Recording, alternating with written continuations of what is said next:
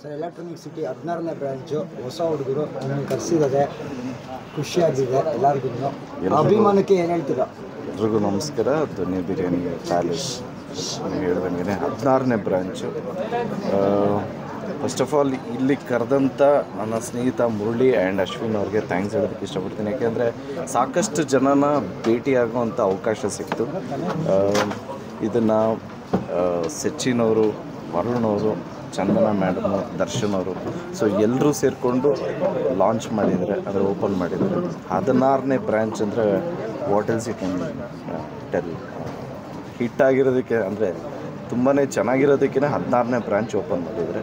So ಇಡೀ entire ಈ Dhwani biryani palace ಟೀಮ್ಗೆ ಆಲ್ ದ ಬೆಸ್ಟ್ ಹೇಳೋದು ಇಷ್ಟ. ಜಯ ಅಂತಾನೆ ಸರ್. ಅಂದರೆ ಎಲೆಕ್ಟ್ರಾನಿಕ್ ಸಿಟಿ ಕಡೆ ಕನ್ನಡದವ್ರದ್ದು ಹೋಟೆಲ್ಗಳೆಲ್ಲ ಕಮ್ಮಿ, ವೈಟ್ ಫೀಲ್ಡ್ ಎಲೆಕ್ಟ್ರಾನಿಕ್ ಸಿಟಿ ಎಲ್ಲ ಅಂಥದ್ರಲ್ಲಿ ಇವರು ಇಲ್ಲಿ ಬ್ರಾಂಚ್ ಓಪನ್ ಮಾಡಿದ್ದಾರೆ. ಕನ್ನಡಿಗರು ಎಲೆಕ್ಟ್ರಾನಿಕ್ ಸಿಟಿ ಮತ್ತು ವೈಟ್ ಫೀಲ್ಡ್ ಕಡೆ ಎಲ್ಲ ಕಮ್ಮಿ, ಅಂಥದ್ರಲ್ಲಿ ಎಲ್ಲ ಕನ್ನಡಿಗರೇ ಇರೋದು.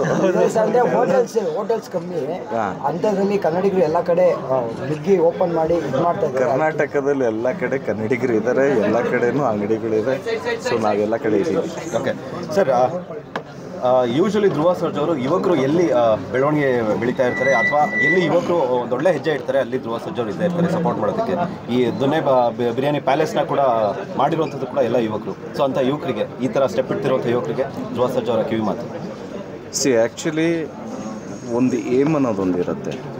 ಅದು ಯಂಗ್ಸ್ಟರ್ಸಲ್ಲಿ ಈಗ ಸ್ವಲ್ಪ ತುಂಬಾ ಡೈವರ್ಷನ್ ಅನ್ನೋದು ಇದೆ.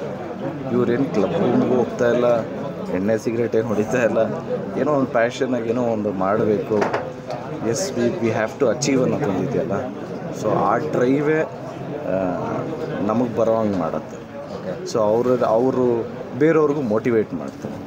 ಬೇರೆಯವ್ರ ಥರ ಸುಮ್ಮನೆ ಬೇರೆ ವೇಲ್ ಹೋಗ್ತಾ ಇಲ್ಲ, ಕೆಟ್ಟದಾರಿ ಹಿಡಿತಾ ಇಲ್ಲ, ತಂದೆ ತಾಯಿಗೆ ಪ್ರೌಡ್ ಆಗ್ತಾರೆ. ಓಕೆ, ಇದೆಲ್ಲದ್ರ ಜೊತೆ ಧ್ರುವ ಸರ್ಜಾ ತುಂಬ ದಿನ ಆದಮೇಲೆ ನಮಗೆ ಸಿಕ್ಕಿರೋಂಥದ್ದು. ನಮಗೆ ಬಂದಿರೋದು ಮಾಹಿತಿ ಪ್ರಕಾರ ಧ್ರುವ ಸರ್ಜಾ ಅವರು ಭಾರತದ ಒಂದು ಪ್ರೆಸ್ಟೀಜಿಯಸ್ ಪ್ರೊಡಕ್ಷನ್ ಹೌಸ್ಗೆ ಸೈನ್ ಮಾಡಿದ್ದಾರೆ ಅಂತ ನ್ಯೂಸ್ ಕೇಳ್ಪಟ್ಟಿದ್ದೀವಿ. ಏನು ಹೇಳಕ್ಕೆ ಇಷ್ಟಪಡ್ತಾರೆ? ಸೊ ಇಲ್ಲೇ ಬ್ರೇಕ್ ಆಗಲಿ ಅಂತ. ಇಲ್ಲ ತಿಳಿಸ್ತೀರಿ, ಇವಾಗ ಊಟ ಮಾಡ್ಬಿಡ್ತೀನಿ.